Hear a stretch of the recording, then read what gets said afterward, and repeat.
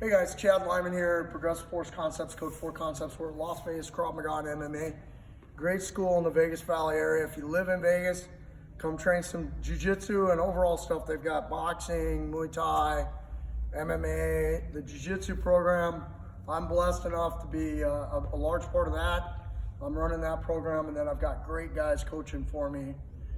Everything from high-level black belts, high-level purple belts, just a great team.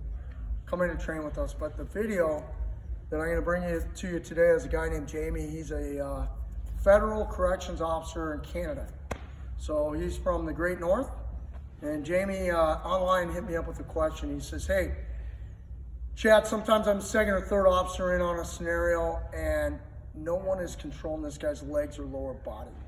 And I'm looking for a good option. He says he's seen the bundling of the legs. He's seen interweaving his legs with their legs. He's seen people lay on the legs and hug them.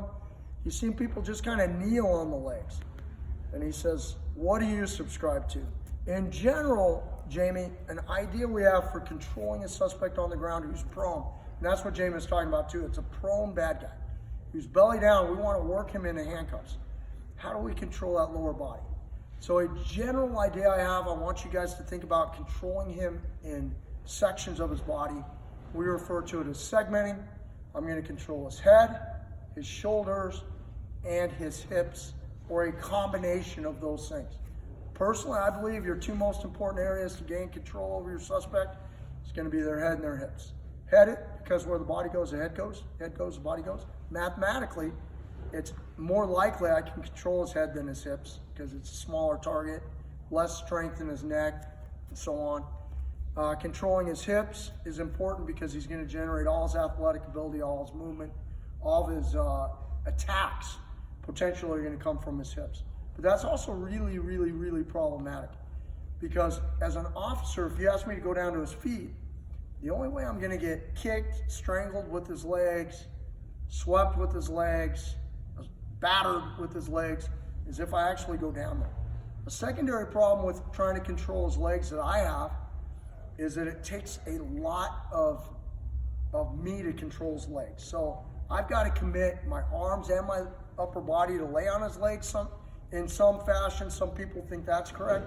Well, now I can't transition to a firearm easily. Now I can't get away from this guy easily if I have to address second or third threat area. Now in a correction setting, you might be going into a bad guy's cell, and he might be in there alone. And it might be you and 4 corrections officers. But you still, if it's an open pod, have other unknown threats. And if he shares that cell with a cellie and you haven't been able to get that guy out, that could potentially be a problem. Now, so the scenario can be varied for you, Jamie. I mean, it might be a situation where we've isolated this guy and everyone else is locked down. Now we're going to go deal with that guy. So a scenario can dictate tactics. However, as general, fundamental answer to your question, I'm actually not a fan of going down to his legs. I'm a fan of being mobile, having the ability to disengage if I need to, having the ability to transition, and I like angles.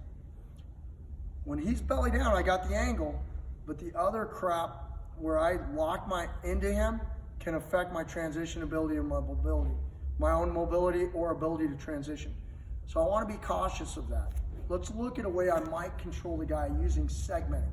So Nate is going to be, he's a copper out of Idaho. Nate's going to be our bad guy. He's going to go prone. I'm going to have Larry come out and help us. He's a copper from Florida. These guys are in town training some Code 4 concepts with us.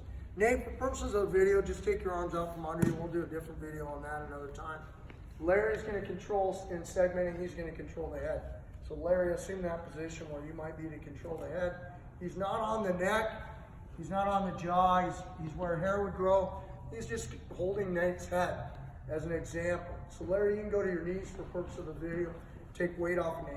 For the legs, the lower body, I'm a huge fan of knee on top. My hands go first, then my knee. I'm going to shoot my knee all the way across Nate's butt below his belt line. Why? One reason is handcuffing. If Nate was compliant, put his hands behind his back, we can't cuff him. I'm in the way. Another reason is I want to stay off his spine, and I also want to allow him to breathe. So I don't want to be anywhere Like if you think of a baton class, areas I can't hit him with the baton without it being lethal force, I don't want to kneel on those areas. So I'm going to kneel below his lower back, below his belt, here. My leg goes out almost like a kickstand, and my weight is being focused down into Nate. I can grab and pull up if I want to control a leg or pull up. I can help hold the shoulder. I can help dominate Nate here. Now, if Nate starts to build a house, starts to get up, I can start doing things like attacking that arm and pulling it out. I can start pulling up on a leg and holding on. But I'm not a huge fan of this kind of thing. And I'm sliding in here and doing that. I'm not a huge fan of this stuff. I'm less of a fan of this. This is a good way to hold him down. It's also a good way to hold me down. I'm not a huge fan of that. I would rather have more mobility for me and less control and more options. My head's up, I can see other threats. In a police setting, I can respond to other threats here. I can strike effectively from here if it were to be justified and he were to be resisting in an aggressive manner likely to cause harm to me or my partner. I have options here, but I also have a mobility plus. So that's kind of the way that I would recommend, a way, it's not the way, but that is a way I might try to control someone's lower body in a custody situation. Whatever you do, go train a little, a lot, guys. Thanks for your help, boys.